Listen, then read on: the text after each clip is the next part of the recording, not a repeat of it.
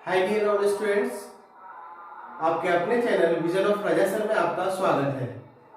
और आज मैं आप सभी बच्चों के लिए क्लास 10th के 2024 में फिजिक्स से पूछे जाने वाले सवाल को लेकर आया। जैसा कि आप सभी बच्चे बोर्ड पे देख रहे होंगे कि हमने लिखा है 2024 में फिजिक्स से पूछे जाने वाले सवाल।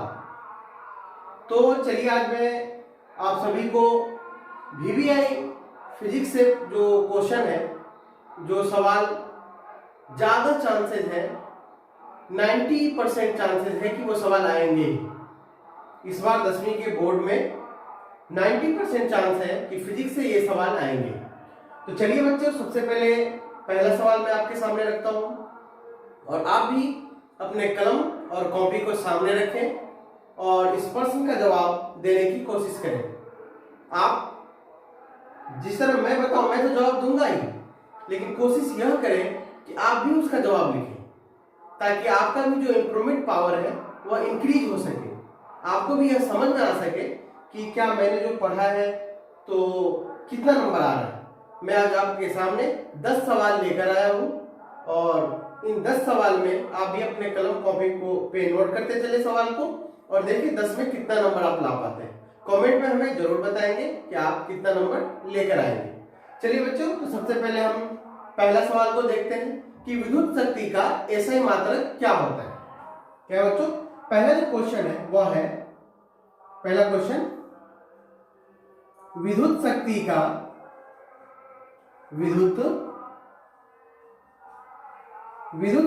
का SI मात्रक, जिसको बच्चों यूनिट भी बोला जाता है, मात्रक को यूनिट भी बोला जाता है। तो विद्युत शक्ति का SI मात्रक क्या होता है? क्या होता है? तो जवाब आप पहले लिख लीजिए, फिर मैं बताऊंगा, उसको आप नोट कर लीजिए। तो क्या होता है बच्चों, बताएंगे। इसका सही उत्तर होगा वाट।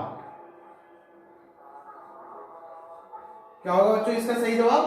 वाट होता है। विद्युत शक्ति का जो SI मात्रक होता है वह होता है वाट। चलिए बच्चों, अब हम दूसरा प्रश्न आपके सामने रखते हैं कि लैक्टिक अम्ल किसमें पाया जाता है। क्वेश्चन नंबर 2 लिखते हैं हम, ध्यान देंगे बच्चों। लैक्टिक अम्ल किसमें पाया जाता है? किसमें पाया जाता है? पाया जाता है। जवाब देखिए बच्चों, किसमें पाया जाता है। आप अपने नोटबुक में लिखें उसका आंसर।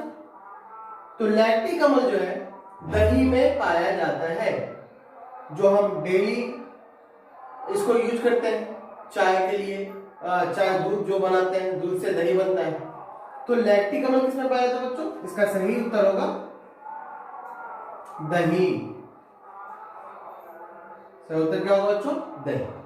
चलिए अब हम तीसरे प्रश्न की ओर चलते हैं कि लेंस में फोकस की संख्या कितनी होती है। ध्यान देंगे बच्चों, बहुत इंपॉर्टेंट क्वेश्चन मैं बताने जा रहा हूं आप लोगों को। लेंस में फोकस की संख्या होती है। बताएंगे बच्चों कि लेंस में फोकस की संख्या कितनी होती है, आप बताएं। चलिए देखिए बच्चों, तो लेंस दो प्रकार का, मतलब कि या तो हम उत्तल लेंस ले सकते हैं या तो अवतल लेंस ले सकते हैं। तो यहाँ पे बच्चों मैं लेता हूँ उत्तल लेंस ले लेता हूँ। यहाँ ध्यान देंगे बच्चों कि उत्तल लेंस हम ले लेते हैं। यहाँ पे ध्यान दीजिए, एक हमने उत्तल लेंस ले लिया, उत्तल लेंस ले लिया।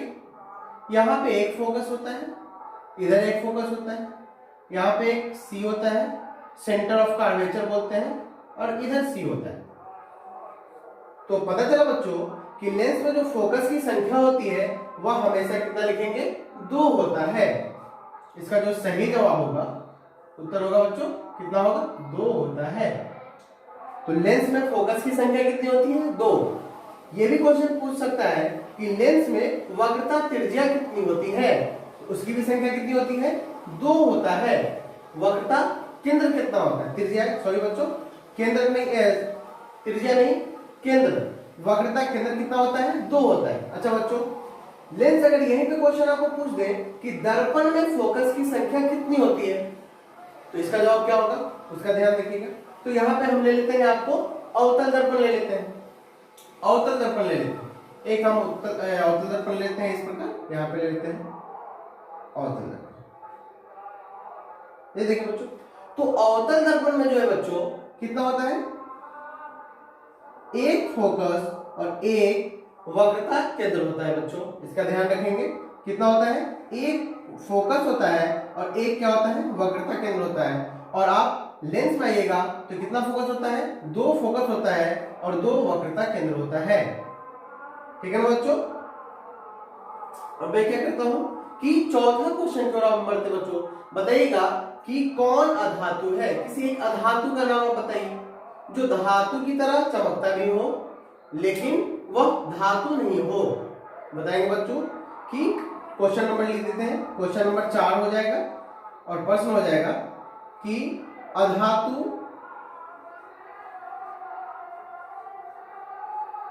एक अधातु का नाम बताएं, नाम बताएं, नाम बताएं। एक अधातु का नाम बताइएगा, तो वह अधातु हम ले लेते हैं हीरा है बच्चों। इसका सही जवाब क्या हो जाएगा, हीरा।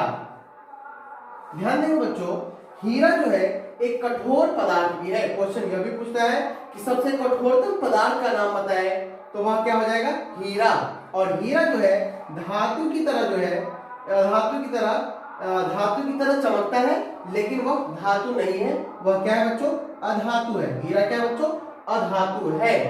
अगला क्वेश्चन क्यों चलता है बच्चों कि धातुएं इलेक्ट्रॉन का क्या करती है बच्चों। ध्यान देंगे बच्चों, अगला जो क्वेश्चन मैं लेकर आ रहा हूं कि धातुएं इलेक्ट्रॉन का क्या करती है। क्वेश्चन नंबर 5 लिख देते हैं,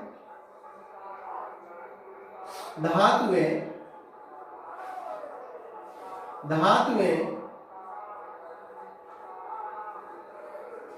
इलेक्ट्रॉन का क्या करती है, क्या करती है। बताइए बच्चों कि धातु जो है वह इलेक्ट्रॉन का क्या करती है। तो धातु जो है इलेक्ट्रॉन का क्या करती है बच्चों, तो त्याग करती है। क्या करती है बच्चों, त्याग करती है। इसका जो जवाब हो जाएगा आंसर, इसका जो आंसर हो जाएगा बच्चों वह हो जाएगा त्याग। क्या हो जाएगा भाई, इसका जो धातु है इलेक्ट्रॉन का क्या करती है, तो त्याग करती है। अच्छा ये तो धातु हो गया। अच्छा अधातु इलेक्ट्रॉन का क्या करती है बच्चों, अधातु जो है इलेक्ट्रॉन को क्या करती है, ग्रहण करती है। क्या करती है बच्चों, अधातु से भी क्वेश्चन आ सकता है आपको। क्वेश्चन जो है ये भी आ सकता है कि धातुएं इलेक्ट्रॉन का क्या करती है, तो त्याग करती है। लेकिन अधातु इलेक्ट्रॉन का क्या करती है, तो ग्रहण करती है। अधातु इलेक्ट्रॉन का क्या करती है, ग्रहण करती है। इसको बच्चों आप नोट करते चलेंगे और जवाब इसका लिखते चलेंगे।